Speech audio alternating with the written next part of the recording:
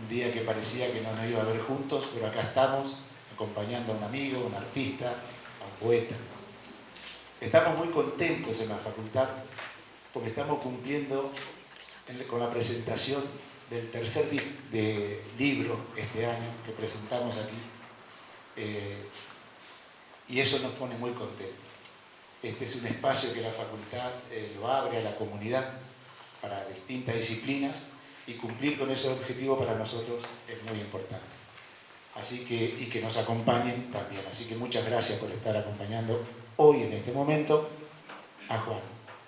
A Juan, que está presentando una obra más, ya lo conocen, en este caso acompañado por Miguel Ángel Federic, que nos visita y lo acompaña. Así que muchas gracias y a disfrutar este momento. Lo dejamos con los protagonistas.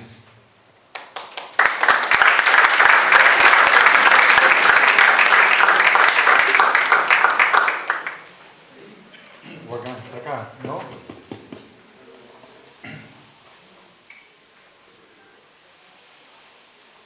Buenas noches y muchísimas gracias por la presencia de todos ustedes, que es esencial no solo por el hecho de la presentación, sino que es esencial para que nos sintamos alegres de este lado, ¿no? Es hermoso hablar ante un público como ustedes, esforzado, que vino bajo la lluvia. Yo le decía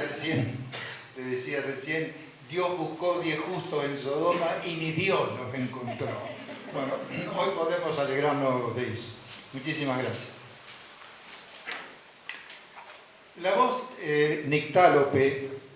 es tanto un sustantivo como un adjetivo. Se escribe igual en femenino y en masculino. Es de origen griego y su significado es contradictorio, pues implica tanto los que ven mejor de noche como a quienes tienen incapacidad de ver con poca luz. De ahí que desde el título o la dedicatoria de esta astronomía para nictálopes, Juan Meneguín ya nos instala en el mundo de las visiones, los saberes, las lenguas y las palabras. Y como por sus frutos le conoceréis, digo brevemente que estamos ante un poeta que se propuso intervenir el discurso poético heredado desde sus exterioridades formales a sus interioridades de percepción y sus recursos por intelectualidades, como quien hace de la obediencia a conocimientos múltiples, desde la astronomía a la mecánica popular, la mejor y más alta desobediencia al canto usual del lenguaje instaurado y las gomosas y pegajosas formas de lo consabido. Después de los relojes blandos de Dalí y la modernidad líquida de Zygmunt Bauman, luego de lo cual todo es posible, precisamente porque todo se escurre instantáneamente, que alguien haya buscado en la milenaria poesía de los chinos una cantera de percepciones para sus ámbitos locales, y más aún, que esa criatura sea un práctico experimentado de las observaciones astronómicas, donde en realidad todo eso que se ve es algo que está sucediendo en el pasado, ya da cuenta de los anclajes de un pensar cuya tabla de salvación es la única y desconocida fuerza gravitacional del lenguaje, la poesía en el más alto y riguroso sentido de la palabra. Para no condescender a cuanto ustedes saben, ni regodearme en los tópicos consabidos o literarios de la poesía de Meneguín, haré un viaje por sus hermosuras deteniéndome en alguna de sus múltiples islas de sentido. Dice: y entonces yo, el guerrero armado en 3 países, el que desarboló la escuadra de Blanc, el raptor de Anita y el amante inconstante, yo, Garibaldi, pulsé la tecla Enter y una banda de punk rock en alemán y una banda argentina de thrash cantaron los sonetos medicinales de Almafuerte. Aleluya. En el poema conjetural de Borges, la conjetura ya no es la técnica del testigo ausente que él bien sabía desde Homero, sino en revelarnos el pensamiento íntimo, improbable y final de su pariente Francisco Narciso de la Prida, y donde la primera persona contribuye a la credibilidad del texto. Meneguín pone a Garibaldi en el teclado de un ordenador y éste escucha la música del futuro, donde bandas de rock cantaron los sonetos medicinales de Almafuerte. Semejante disloque de tiempos y perspectivas solo es posible en quien suma a su estrategia escritural todos los otros saberes y los traslada a nuestros días en una lírica cuya potencia tonal la instaura casi en una épica de su tiempo. Si pensamos que la palabra sororidad, hoy de novedosa vigencia, ya está escrita en el Satiricón de Petronio, que es un libro del siglo I de nuestra hora, no es arbitrario decir, por tiempos opuestos, que Garibaldi pulsó la tecla Enter. Y además, Garibaldi desarboló la escuadra de Brown en el Paraná y frente a La Paz, defendiendo la libre navegación de los ríos que los unitarios impedían, y salvó la vida escabulléndose a nado un día de muchísima niebla que le hizo de retaguardia natural y transformó a su salvación en una leyenda más en esos persistentes y fracasados trabajos de combatir contra corrientes y entre ríos. Y que una banda argentina detrás cante los sonetos medicinales de Almafuerte es también un guiño estilístico a la violencia discursiva, acentual y social de aquellos textos. Si te postran 10 veces, te levantan otras 10, otras 500, no han de ser tus caídas tan violentas, ni tampoco por ley han de ser tantas. Todo eso está adentro, detrás, debajo y delante de esos versos del Juan. La brisa avanza gris desde el sur. Este vino no es el que bebías, querido Lipó, pero bebamos e invitemos al río a beber con nosotros, porque ha llegado la luna, erizando a penitas el agua, y hace como 1000 años que el Biguá se ha marchado. Así dialoga Juan con Lipo en el puerto de Concordia, a quien convoca a beber con el río, no ya con la luna, y le comenta que hace como 1000 años que el Biguá se ha marchado, como si respondiera de este modo a Fanwell respecto a si florecen o no florecen aún bajo su ventana los durazneros. No, no florecen porque en este tiempo de destrucciones solo puede construir páramos donde no los había, y no hay pocos, muy pocos, con quienes pueda hablarse eso. Sí, bajo la dulzura hiperbórica de y hace como 1000 años que el Biguá se ha marchado, subyace no solo un homenaje al sentido anticipatorio de las otras criaturas, sino y sobre todo una conciencia ética y una conciencia ambiental y una conciencia política no ajena al espacio-tiempo en que su voz va ganando el aire de estas y de otras provincias. Y si hoy se habla de ecopoesía por ahí, ello es así, en tanto y en cuanto no nos olvidemos de Virgilio, no nos olvidemos de Hesíodo y esa gran tradición de poetas dueños tanto de sus cielos como de sus tierras y sus ríos, y o de quienes ya lo hicieron antes, como Meneguín lo hace también ahora entre nosotros, con ese placer de ánima que cita hasta por sus nombres propios a varios compañeros del camino.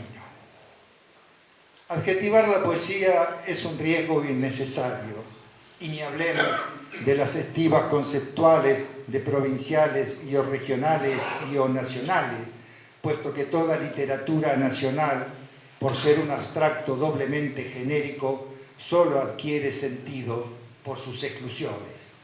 Y ya va siendo hora, no solo en nuestro país, de cesar con tales abusos del gentilicio. Hablar seriamente de poesía argentina, mexicana, chilena o peruana es estar hablando de esas otras provincias de la tercera lengua del mundo en millones de hablantes, y ya es tarde para ser de una sola provincia, como decía nuestro querido y común amigo, el Coco Madariaga.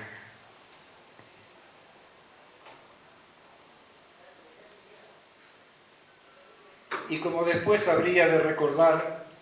después llegaron un amanecer de camalotes y en sus barcos de fuego un sonido de émboles, correas y hélices por delante de aquellos piróscafos que vendrían dejando una novedad de comercio, primarios inventos y máquinas de bronce en un río cuyos surbices subían hasta la superficie para tomar el sol del mediodía, el último sol que alumbrara el último día del siglo, cuando supimos qué debíamos hacer con estas palabras: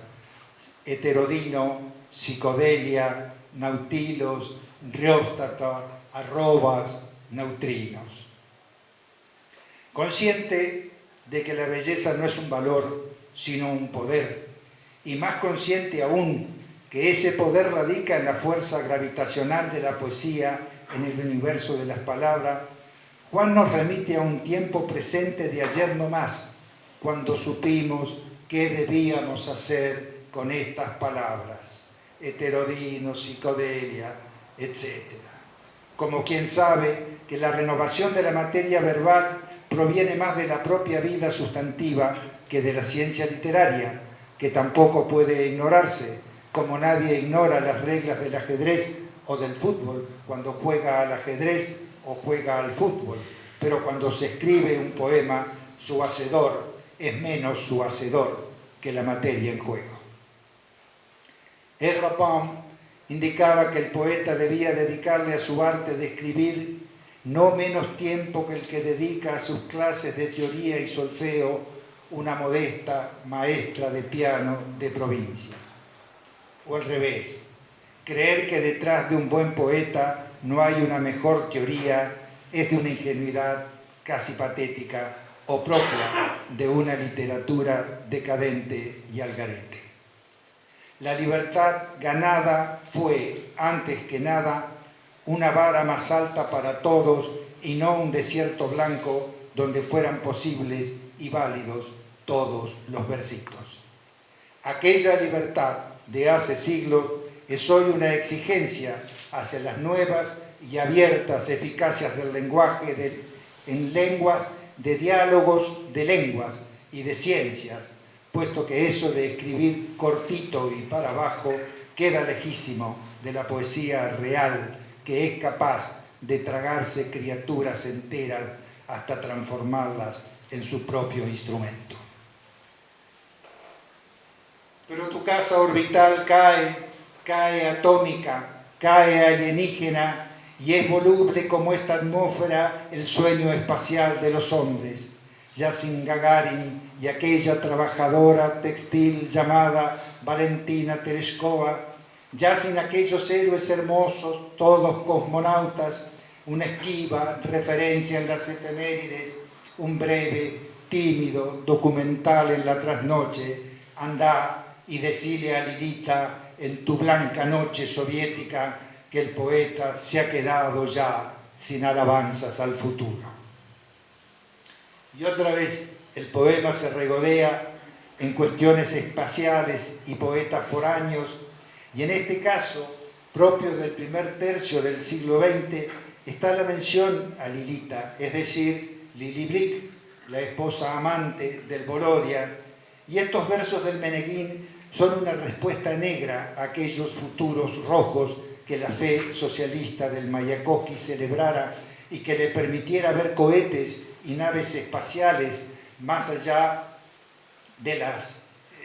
escaloncitos con las que iba degradando sus versos con otras modificaciones de la grafía, y que vamos, en sus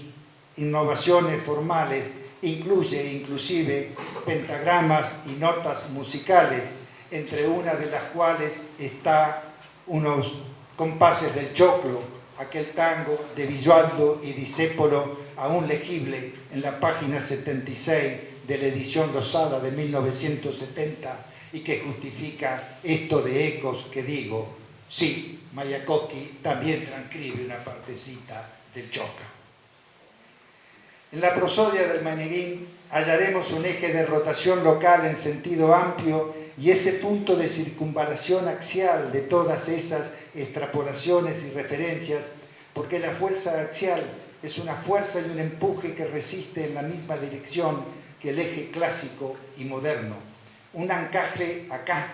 que ya va siendo como el sello de agua de sus poemas y hace de su discurso poético una nueva ventana hacia el lenguaje al modo clásico e insurgente de que hoy solo se escribe con y desde otros saberes y ante todas las lenguas del mundo.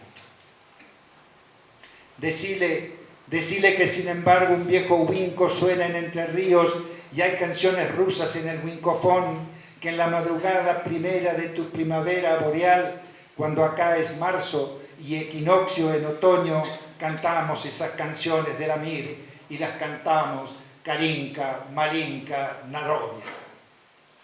Pero vamos, ¿conocen ustedes un poeta de estas lindes, o al menos un poema que haya cantado a la caída de una estación orbital y que además lo haya hecho con estas eficacias de sentido, donde lo elegíaco adquiere el ritmo creciente de una épica espacial que la infusa melodía de la Kalinka Malinka lo sostiene desde sus ritmos populares? Esa técnica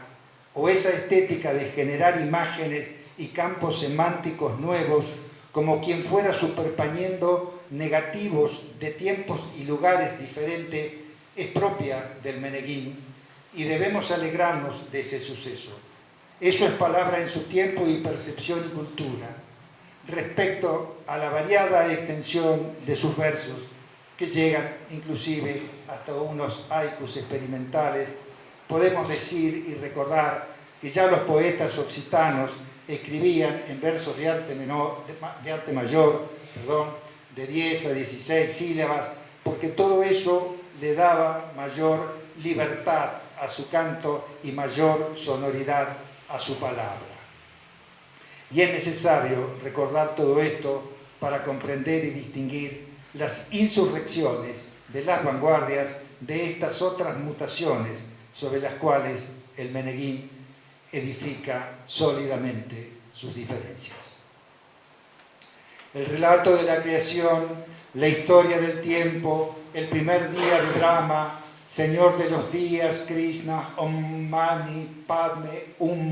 en la voz de un chico con tan solo 16, las mandarinas de las primeras heladas sin sello de exportación, la evolución de la imprenta, la máquina de escribir Olivetti letera, el sistema operativo Linux, la llama de una sola vela y su luz dorada, la navegación a vela, la bicicleta, el motor de movimiento continuo, la fuerza eólica, la fuerza electromotriz, el borde de ataque, la sustentación, la entrada en pérdida, los viejos pipers de Aeroclub, la combada línea sumergiéndose en las aguas, el crique del reel en la alta noche, el error encendido con madurez, el fuego del amor, la condena lenta de la nostalgia, la joven que lee en silencio y habita un mundo más allá de las comunes realidades. Cito al azar estos versos del poema de Juan titulado Samsara, donde no solo es visible y constante la ausencia de verbos, la falta de acción, la inacción creativa del Tao y los negativos superpuestos que decía, pues también lo visible en la entretela sin costura del poema, sin puntos ni coma, pero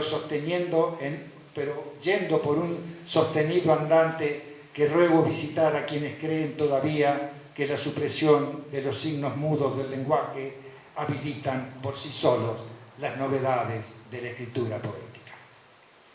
Dicha supresión no es una moda, sino una ganancia de la libertad y la aptitud de construir a estas alturas un canto andante y tan perfecto que ya no los necesite.